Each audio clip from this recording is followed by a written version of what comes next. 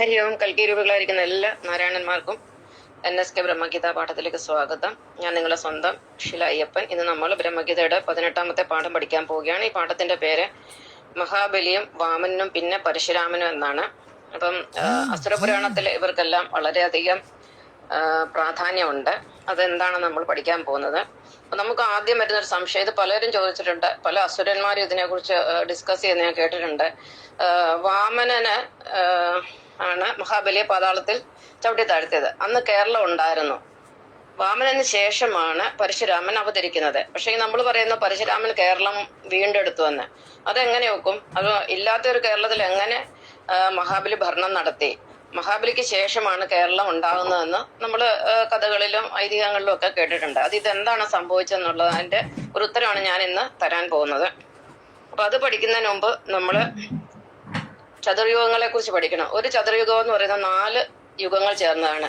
സത്യയുഗം, ത്രേതായുഗം, ദ്വാപരയുഗം, കലിയുഗം. ഈ 4 യുഗങ്ങളും ചേർന്നാൽ 12,000 വർഷമാണ്. 12,000 വർഷം. അപ്പൊ പ്രപഞ്ചത്തിന്റെ രചന നടക്കുന്ന സമയത്ത് അസെൻഡിങ് ഓർഡറിൽ, അതിൽ ആരോഹണ ക്രമത്തിലാണ് ഈ യുഗങ്ങള് ഭഗവാൻ നാരായണൻ ചിട്ടപ്പെടുത്തിയിരിക്കുന്നത്. അതായത് സത്യയുഗം 1200 വർഷം, ത്രേതായുഗം 2400 വർഷം, ദ്വാപരയുഗം 3600 വർഷം, കലിയുഗം 4800 വർഷം. എന്നാൽ പ്രപഞ്ചം മരിക്കുമ്പോൾ, അതായത് ഇപ്പം ഈ കലിയുഗം തീർന്നു കഴിഞ്ഞാൽ പിന്നെ പ്രപഞ്ചം മരിക്കാൻ പോവുകയാണ്. അപ്പം ഇതിന്റെ ആ കണക്ക് തിരിഞ്ഞു പോകും, അവരോഹണ ക്രമത്തിലാവും. അത് സത്യയുഗം 4800, ത്രേതായുഗം 3600, ദ്വാപരയുഗം 2400, കലിയുഗം 1200. ആ രീതിയിലാണ് മുന്നോട്ട് പോകുന്നത്.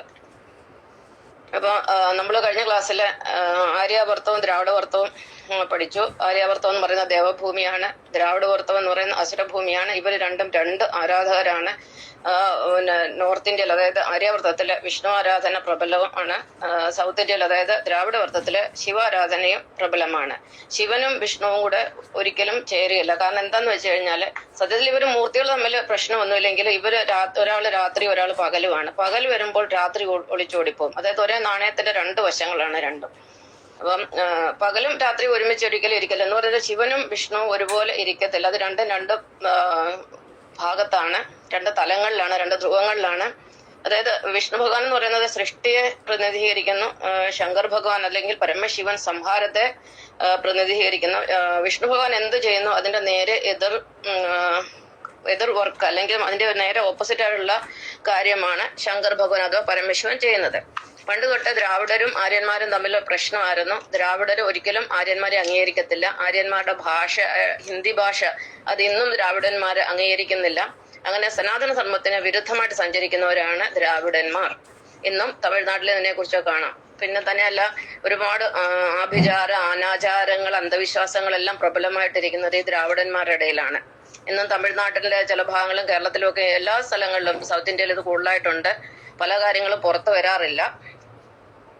അപ്പം സത്യയുഗം തൊട്ട് നമുക്ക് തുടങ്ങാം. സത്യയുഗം എന്ന് പറയുന്നത് 1200 വർഷമാണ്. അതായത് ഏകദേശം 1800 വർഷം മുമ്പത്തെ കാര്യമാണ്. 1800 വർഷം മുമ്പത്തെ കാര്യമാണ്. ആ സമയത്ത് സത്യയുഗത്തിലാണ് വാമന അവതാരവും അതുപോലെ മഹാബലിയുടെ ജനനമൊക്കെ നടക്കുന്നത്. അപ്പൊ മഹാബലി സൗത്ത് ഇന്ത്യയിൽ അന്ന് കേരളം, കർണാടക, തമിഴ്നാട് അങ്ങനെയൊന്നുമില്ല. അവിടെ ദ്രാവിഡവർത്തം മാത്രമേ ഉള്ളൂ. ദ്രാവിഡവർത്തത്തില് മഹാബലിപുരം, ഇന്നത്തെ മഹാബലിപുരം ആസ്ഥാനമാക്കി, മഹാബലിയുടെ പേരിലാണ് ആ സ്ഥലത്തിന് പേര് വന്നത് തന്നെ. മഹാബലിപുരം ആസ്ഥാനമാക്കിയാണ് ഈ മഹാബലി രാജാവ് ഭരിച്ചുകൊണ്ടിരുന്നത്. അദ്ദേഹം അസുരനായിരുന്നെങ്കിലും അദ്ദേഹം ഒരുപാട് നന്മയുള്ള ഒരു രാജാവായിരുന്നു. പുറത്ത് തന്നെ ഭഗവാന്റെ ഏറ്റവും പ്രിയപ്പെട്ട ഭക്തനായ പ്രഹ്ലാദന്റെ ചെറുമകനായിരുന്നു മഹാബലി മഹാരാജാവ്.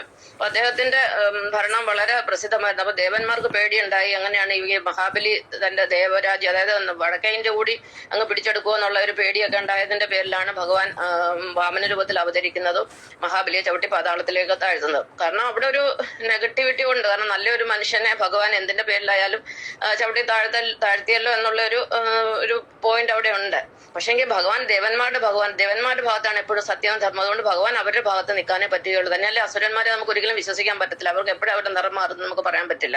ആ ഒരു സാഹചര്യത്തിലാണ് വാമന അവതാരം എടുക്കുകയും മഹാബലിയുടെ അടുത്ത് വന്നിട്ട് 3 അടി ഭൂമി ദാനം ചോദിക്കുകയൊക്കെ ചെയ്ത്. എന്തായാലും അതൊക്കെ സംഭവിച്ചതിന് ശേഷം ഭഗവാൻ വാമനന് മഹാബലിയെ ചവിട്ടി പാതാളത്തിലേക്ക് താഴ്ത്തി.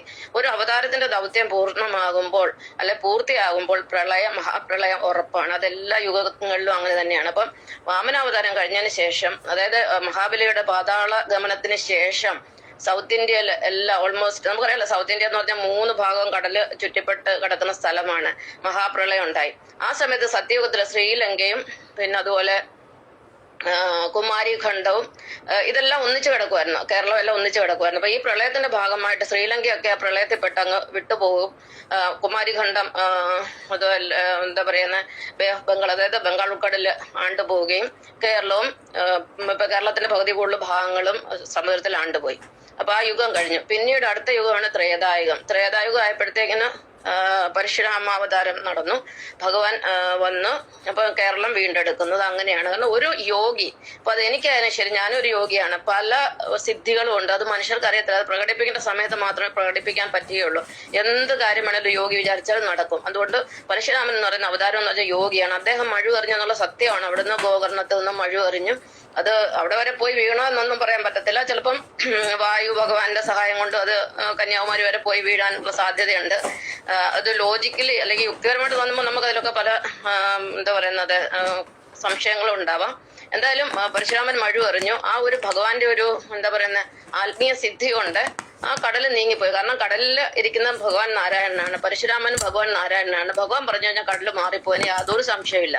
അപ്പൊ അങ്ങനെ മഴു എറിഞ്ഞ് കടല് നീങ്ങിപ്പോയി. അങ്ങനെ കേരളം വീണ്ടും പഴയതുപോലായി. അപ്പം കുറെ ആൾക്കാർ ഈ ദ്രാവിഡവർത്തത്തിലുണ്ടല്ലോ, ഈ മഹാബലിയുടെ കൂടെയൊക്കെ ജീവിച്ചവരോ പരമ്പരകളായിട്ട് അവിടെ ഉണ്ടല്ലോ. അവര് പരമ്പരാഗതമായിട്ട് ഈ ഓണം ആഘോഷിക്കുന്നുണ്ട്. അതായത് മാവേലി തമ്പുരാൻ മടങ്ങി വരും, വർഷത്തിലൊരിക്കല് പ്രജകളെ കാണാൻ വരും. അതിന്റെ സ്മരണാർത്ഥം അവര് ഓണം ആഘോഷിക്കാൻ തുടങ്ങി. അപ്പൊ ഈ കേരളം വീണ്ടും വന്നാൽ ഇപ്പൊ പുനർജനിച്ചു കഴിഞ്ഞപ്പോൾ അവിടെ നിന്ന് കുറെ ആൾക്കാര് കേരളത്തിലേക്ക് പോയി. അന്ന് കേരളമൊന്നും ഇല്ല, അവിടെ പേരൊന്നും അങ്ങനെയൊന്നും ഇല്ല. അവരും അങ്ങനെ തെക്കോട്ട് പോയി. അവിടെ ദ്രാവിഡവർത്തത്തിന്റെ മറ്റൊരു ഭാഗമായ കേരളത്തിൽ അവര് പോയി താമസിക്കാൻ തുടങ്ങി. അവിടെ അവര് വളർന്ന് അവരുടെ സാമ്രാജ്യം അവര് അവിടെ പിന്നെ വളർത്തിയെടുത്തുന്നത്. അവരും തലമുറകളായിട്ട് പിന്നെ അവിടെ കേരളത്തിൽ താമസിക്കാൻ തുടങ്ങി. അങ്ങനെയാണ് ഈ കേരളത്തിലെ ഈ ഓണാഘോഷം വന്നത്. അപ്പൊ സൗത്ത് ഇന്ത്യ മൊത്തത്തിൽ ഓൾമോസ്റ്റ് എല്ലാം ദ്രാവിഡ വർത്തത്തിലാണ്. അവിടെ അസുരന്മാരാണ് ഇന്നും. അതുകൊണ്ടാണ് ഈ സൗത്ത് ഇന്ത്യയിലൊന്നും ഇന്നും ജനതാ പാർട്ടി അല്ലെങ്കിൽ BJP ഒന്നും അവിടെ ജയിക്കാത്തതിന് പ്രധാന കാര്യം അതാണ്. ഇനിയിപ്പോ കേരളത്തിൽ ഇലക്ഷൻ വന്നാൽ എനിക്ക് വലിയ പ്രതീക്ഷയൊന്നുമില്ല അവിടെ BJP ജയിക്കുന്നത്. കാരണം അവിടുത്തെ ആൾക്കാരുടെ മനസ്സ് മുഴുവനും 67% ആൾക്കാരുടെ മനസ്സ് മുഴുവനും ആസുരീകമാണ്. അതിന് യാതൊരു സംശയമില്ലാത്ത കാര്യമാണ്. അപ്പൊ ഞാൻ വിചാരിക്കുന്നു നിങ്ങൾക്ക് കുറച്ച് മനസ്സിലായി കാണും എങ്ങനെയാണ് വാമനന് ശേഷം കേരളം രൂപപ്പെട്ട, അല്ലെങ്കിൽ മഹാബലിക്ക് ശേഷം എങ്ങനെയാണ് കേരളം രൂപപ്പെട്ടതെന്നുള്ള ആ ഒരു സംശയം മാറിക്കിട്ടിയെന്ന് ഞാൻ വിചാരിക്കുന്നു. ഇതാണ്